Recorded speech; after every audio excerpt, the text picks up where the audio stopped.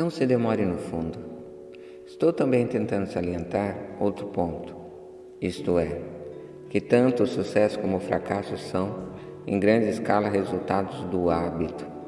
Não tenho a menor dúvida de que a convivência de Ralph com o maior instrutor de futebol dos Estados Unidos jamais conheceram implantou-lhe na mente o mesmo tipo de desejo de distinguir-se que tomou o famoso no mundo inteiro, o time de Notre Dame. Em verdade, está certa a ideia de que adorar um herói é útil, desde que se adore um vencedor. Minha crença na teoria de que as sociedades comerciais são fatores vitais, tanto no fracasso quanto no sucesso, foi claramente aprovado quando meu filho Blair estava em negócios em Dunhaven por um cargo. Ralph lhe ofereceu um salário inicial de mais ou menos metade do que poderia ser obtido de uma companhia rival. Pus em jogo a pressão paterna, induzindo-o a aceitar o lugar, porque acredito que a associação com quem se recusa a ceder em certas circunstâncias que não lhe agradam é uma vantagem que nunca poderá ser medida em termos de dinheiro. O fundo é um lugar monótono, sombrio e desvantajoso para qualquer pessoa, por isso é que levei tanto tempo em descrever como o começo no fundo pode ser evitado por um planejamento certo. Você pode negociar a si mesmo. A mulher que preparou o plano de vendas de serviços pessoais para o filho recebe agora pedidos de todas as partes do país para cooperar no preparo de planos similares para outros que desejam oferecer serviços pessoais por mais dinheiro. Não se deve supor que o plano consista apenas numa técnica de vendas inteligente pela qual se auxilia homens e mulheres a pedirem e receberem mais dinheiro pelos mesmos serviços que antes vendiam por pagamento menor. Ela cuida dos interesses do comprador, assim como dos vendedores de serviços pessoais, preparando os planos de tal modo que o empregador recebe o valor integral do dinheiro adicional que paga. Se você tiver imaginação e procurar um mercado mais vantajoso para seus serviços pessoais, essa sugestão pode ser estímulo que está procurando. A ideia é capaz de trazer uma renda bem maior do que o módico advogado ou engenheiros médios cuja instrução exigiu muitos anos de faculdade. Não há preço fixo para ideias boas. Atrás de todas as ideias está o conhecimento especializado. Infelizmente, para não encontrar riquezas na abundância, o conhecimento especializado é mais abundante e mais fácil de adquirir que ideias. Por causa dessa verdade, há uma exigência universal por oportunidades sempre crescentes para pessoas capazes de ajudar homens e mulheres a vender, com vantagens, seus serviços pessoais. A capacidade significa imaginação, a única qualidade necessária para combinar conhecimento especializado com ideias na forma de planos organizados destinados a atrair riqueza.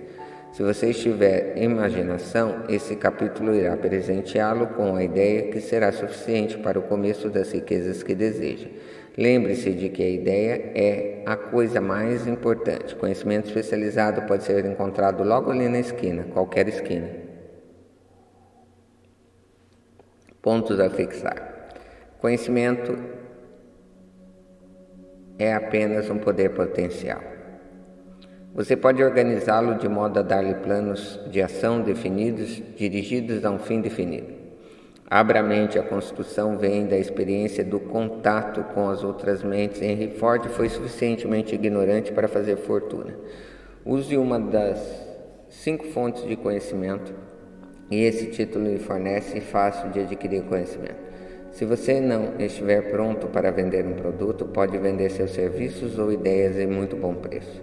Homens de mais de 60 anos tiveram muito sucesso ao fazê-lo. O plano deu enorme impulso ascensional e milhares de jovens autodisciplinados. O projeto fornecido nesse capítulo pode fazê-lo iniciar-se com a vantagem de 10 anos a qualquer emprego. O conhecimento pavimenta a estrada para a riqueza quando você sabe qual estrada tomar. Número 5. Em direção à riqueza, imaginação. Todas as oportunidades de que você precisa na vida estão esperando sua imaginação. Imaginação é a oficina da mente, capaz de transformar energia mental em realização e riqueza. Imaginação é literalmente a oficina que moldam os planos criados pelos homens. Impulso e desejo recebem molde, forma e ação, através do auxílio da faculdade imaginativa da mente. Diz-se o homem pode criar tudo que imagina. Com o auxílio da sua faculdade imaginativa, o homem descobriu e dominou mais forças da natureza nos últimos 50 anos do que durante toda a história da raça humana anterior a essa época.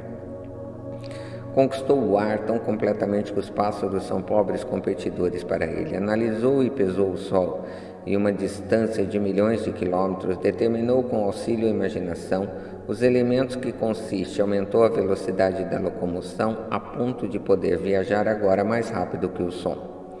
A única limitação do homem dentro da razão está o desenvolvimento em uso que faz da imaginação. Ainda não atingiu o ápice do desenvolvimento no uso da faculdade imaginativa. Apenas descobriu que possui imaginação e começou a usá-la de maneira muito elementar. Sintética e criadora. A única imaginativa funciona de duas maneiras. Uma é conhecida como imaginação sintética, a outra é imaginação criadora. A imaginação sintética, através dessa faculdade, pode-se arrumar velhos conceitos, ideias ou planos em novas combinações. Essa faculdade nada cria, apenas trabalha com o material da experiência, educação e observação com que é alimentada. É a faculdade mais usada pelo inventor, com exceção do gênio, que força a imaginação criadora quando não pode resolver um problema pela imaginação sintética. Imaginação criadora. Pela faculdade da imaginação criadora, a mente finita do homem tem comunicação direta com a inteligência infinita. É a faculdade pela qual se recebe pressentimentos e inspirações. É através dela que todas as ideias novas ou básicas são transmitidas ao homem. É através dela também que o indivíduo pode sincronizar ou comunicar-se com o subconsciente de outros. A imaginação criadora trabalha automaticamente, da mesma maneira descrita nas páginas subsequentes. Essa faculdade só funciona quando o consciente trabalha num ritmo excessivamente rápido, por exemplo, quando o consciente é estimulado pela emoção de um forte desejo. A faculdade criadora se torna mais alerta na proporção que é desenvolvida pelo uso. Grandes líderes de negócios, indústrias, finanças, grandes artistas, músicos, poetas, escritores tornaram-se grandes porque desenvolveram a faculdade da imaginação criadora. Tanto as faculdades da imaginação sintética como da criadora tornam-se mais alertas com o uso, do mesmo modo que qualquer músculo ou órgão do corpo se desenvolve através do uso. O desejo é apenas um pensamento, um impulso. É nebuloso e efêmero. É abstrato e sem valor. Enquanto não se transformar em seu equivalente físico, enquanto a imaginação sintética é usada com frequência no processo de transformar o impulso do desejo em dinheiro, não se esqueça do fato de que você poderá enfrentar circunstâncias e situações que exigem também o uso da imaginação criadora. Estimule a imaginação. Sua faculdade imaginativa pode ter se enfraquecido pela inação. Pode ser revivida e alertada pelo uso. Essa faculdade não morre, embora se torne entorpecida pela falta de uso. Centralize sua atenção, por enquanto, no desenvolvimento da imaginação sintética, porque esta é a faculdade que você usará com mais frequência no processo de converter desejo em dinheiro. A transformação do impulso intangível do desejo em realidade tangível do dinheiro exige o uso de um plano ou de planos. Esses planos têm de ser formados com o auxílio da imaginação e principalmente com a faculdade sintética. Leia o livro todo, depois volte a esse capítulo e comece imediatamente a pôr sua imaginação a trabalhar na formação de um plano ou planos para a transformação do desejo em dinheiro. Instruções pormenorizadas para a elaboração de planos foram dadas quase todos os capítulos. Siga que mais se adaptam às suas necessidades. Escreva o plano, se já não fez. No momento que completar isso, você terá dado definitivamente a forma concreta ao desejo intangível. Leia a sentença anterior mais de uma vez, leia em voz alta, bem devagar, e ao fazê-la, lembre-se de que, ao escrever a declaração do seu desejo e o plano para sua realização, você será dado o primeiro de uma série de passos que possibilitarão converter o pensamento em seu equivalente físico. A natureza conta-nos o segredo da fortuna. A terra em que você vive, você e todas as coisas materiais são resultado de uma transformação evolutiva através de qual pedacinhos microscópicos de matéria foram organizados e arranjados em ordem. Além disso, e essa declaração é de importância tremenda, a Terra, cada um dos bilhões de células individuais do seu corpo, cada átomo de matéria começaram com uma forma intangível de energia. Desejo é impulso de pensamento, impulsos de pensamento são formas de energia. Quando você começa com o impulso de pensamento, o desejo de acumular dinheiro está chamando ao seu serviço o mesmo material que a natureza usou para criar a Terra e todas as formas materiais do universo, inclusive o corpo e cérebro que funcionam por impulsos de pensamento. Você pode acumular uma fortuna com auxílio das leis imutáveis. Antes, porém, é preciso familiarizar-se com essas leis e aprender a usá-las. Pela repetição e pela abordagem desses princípios sob todos os ângulos concebíveis, o autor espera poder revelar-lhe o segredo pelo qual se acumularam todas as grandes fortunas.